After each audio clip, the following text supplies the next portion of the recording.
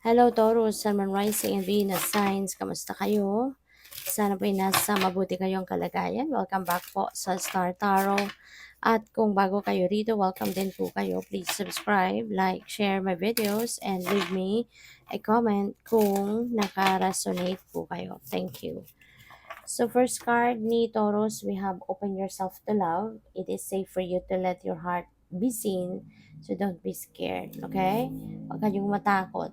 Kasi baka ang iba sa inyo baka nanggaling nga kayo sa sitwasyon, no? Nagka-love life kayo, galing lang kayo sa separation, galing kayo sa failed relationship, no? Kaya maaari ngayon, alam mo yun, nakikiramdam ka pa, no?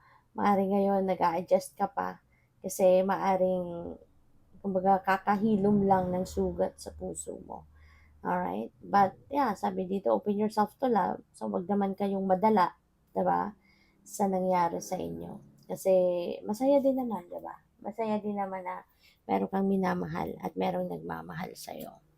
So when you are ready, 'di ba? For sure you will be opening yourself to love pa rin. So we have soulmate. Yes, this person is your soulmate. Your connection is sacred. Yan. For some of you, maari, no, na nahanap nyo na, natagpuan nyo na yung inyong soulmate. Maari na ang iba sa inyo sa ngayon, kung sino man yung kasama nyo na, yung jowa mo na, o pwedeng asawa mo na, diba? Maaring siya na nga ang inyong soulmate. You finally found your soul tribe, no? So what else? We have stay optimistic. Positive thinking and faith will bring romance into your life. Ayan. Kaya, wag lang kayong wag lang kayong magnega, 'di ba? Wag mong pansinin ang mga negativity na nasa inyong paligid. Maaaring may mga tao diyan na naninira sa person mo or nagtatry na intrigahin yung person mo o yung maliligaw mo, jowa mo, yung gano'n. So, stay optimistic and look into the good things or the good aspects, no, ng person mo at ng inyong sitwasyon. So, always think positive.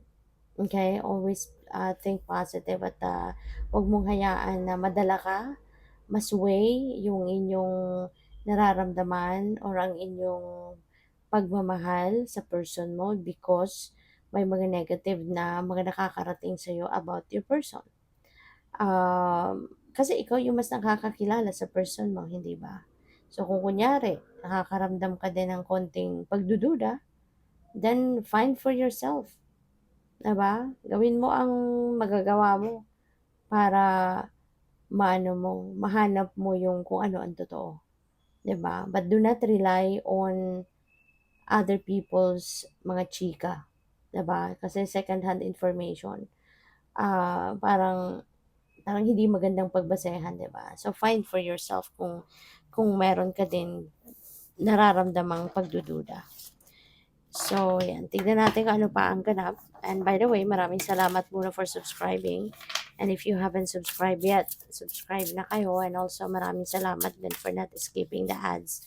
Malaking bagay yan sa akin. And also, please click the join button sa baba ng video kung gusto niyo na mag-join kayo sa membership. Okay?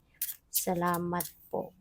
So, your next message is heart-to-heart conversations. Honestly, discuss your feelings with each other. Ito yung mahalaga, no, sa relationship. Kahit hindi love life, mahalaga, no, yung honest kayo sa mga nararamdaman ninyo at honest kayo sa person na you're dealing with, 'di ba? Importante yun eh. So, lalo-lalo na sa love life, 'di ba? Mas magandang honest kayo sa bawat isa. Kung ano yung nararamdaman ninyo na medyo kailangang pag-usapan, buksan mo ang conversation, pag-usapan mabuti para nalalaman ninyong dalawa kung ano ang nagaganap, ano yung tama, ano yung totoo, 'di ba? Kasi kung you are going to read between the lines, ay nako, hindi hindi maganda ang nag-a-assume. Kasi hindi lahat ng nakikita natin yun na yun eh. Hindi lahat ng naririnig natin totoo, 'di ba? Kaya mas magandang yung person mismo, yung kausapin mo, 'di ba? Kausapin mo at i-discuss ninyo yung mga totoong issues na nakakaapekto sa inyo para marinig mo din sa person mo kung ano yung totoo, kung ano yung saloobin niya. Gano'n din siya, marinig din niya sa'yo kung ano yung, 'di ba, ano din yung nasa loob mo. So, what else? We have free yourself. It's time to take back control of your life. Kasi baka ano ka, Taurus, ang iba sa inyo dito, baka manipulated ka ng inyong person. Um, Baka kontrolado ka ng person mo. You are not free to be you, no? O pwedeng ganon. Kaya ngayon, sabi dito, it's time na to take back control of your life. Okay? Kasi kahit papaano, kahit magkarelasyon kayo, buhay mo pa rin yan. Ikaw pa rin ang mas nakakaalam, 'di ba, sa sarili mo.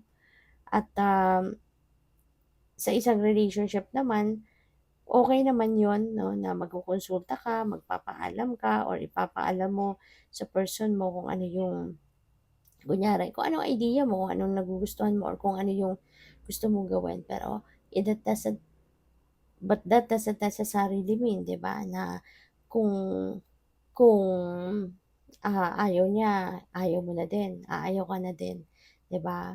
Kailangan din dito 'no, yung respeto ng bawat isa.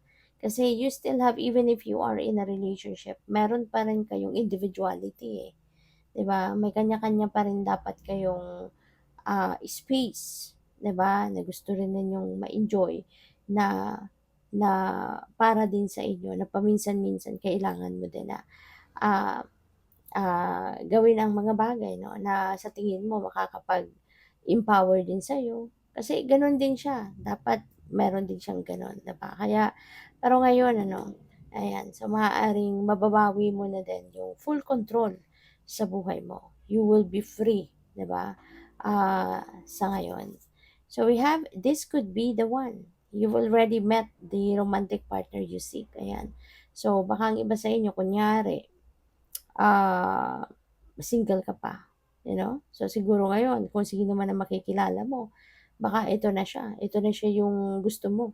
Ito na yung pinapantasya mong Mr. Right or yung Miss Right, 'di ba? So, this could be the one. At mararamdaman mo na lang 'yan kapag nasa relasyon na kayo, kapag nakapag-usap na kayo ng mabuti, nagkakilalahan na kayo ng mabuti, mararamdaman mo na 'yan kung siya na nga, 'di ba? So, tignan natin ano pa ang ganap. Ano pa ang mga messages and energies surrounding you in the next month, pagdating sa inyong love life.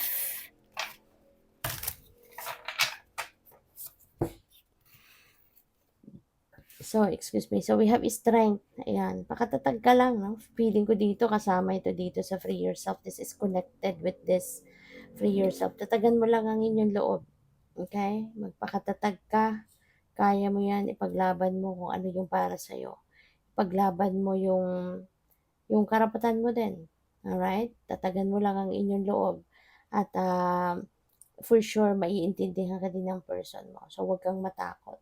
Okay? Huwag kang matakot na mag-open up sa person mo. Huwag kang matakot na mag-express ng totoo mong nararamdaman or kung ano yung nilalaman talaga ng isip mo. Express it, put them into words. Huwag kang matakot. So, we have the Seven of Wands. Ayan. So, baka meron ditong mga naiintriga sa inyo. Ano? Maaaring meron ditong mga taong naiinggit sa sitwasyon ninyo. Maaaring napakasaya ng relationship ng iba sa inyo rito.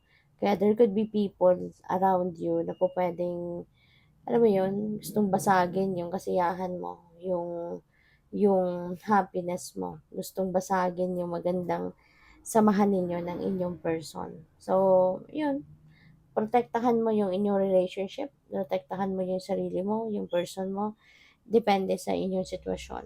Okay? So, be discerning. Obserbahan mo yung mga tao, anong mga ginagawa ng mga tao sa paligid mo. Okay? So, we have the Ace of Wands. So, this is a new beginning energy. Kaya po pwedeng ang iba sa inyo, baka mas magiging, ano kayo ngayon, maybe you're going to start a new approach sa person mo or sa relationship ninyo. Pupuwedeng mas magiging creative ka ngayon, mas magiging romantic, passionate, 'no, in a different way. Baka para mas maging romantic ang relationship ninyo or para na mas maging malakas, 'no, or para ma-strengthen ano, yung relasyon ninyo sa bawat isa. Maaaring mas magiging creative ka sa ngayon sa approach mo. Maaaring meron kang mga ibang bagay na gagawin ngayon that will give or will bring back, no, the passion sa relationship, or mas siguro may ibabalik dito yung spark talaga ninyo, 'di ba, sa relationship. Kaya good luck. Thank you for watching. Love and light. Namaste.